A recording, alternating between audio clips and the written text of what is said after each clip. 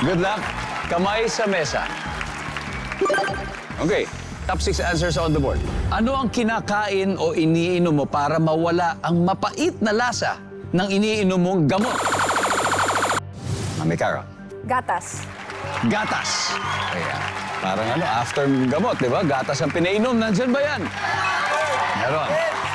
Sim, marami pa mas mataas. Again, anong kinakain o iniinom mo para mawala yung mapait na lasa ng ininom mong gamot? Tubig. Tubig.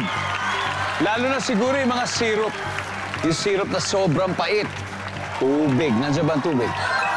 Mas mataas. Okay. Sim, pass or play? Play. Balikan na tayo. Mami Carol, let's go.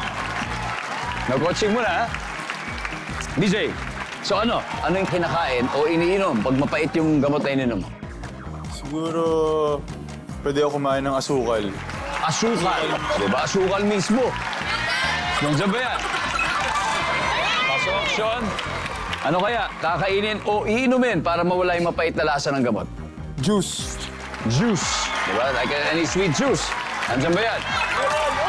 Yeah. Pia. Ano pa kaya? Candy. Candy? Nandiyan ba ang candy? Top answer. Sim.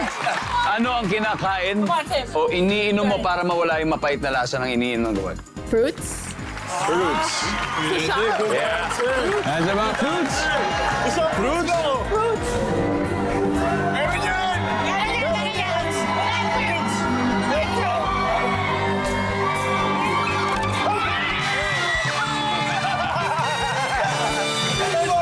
There you go.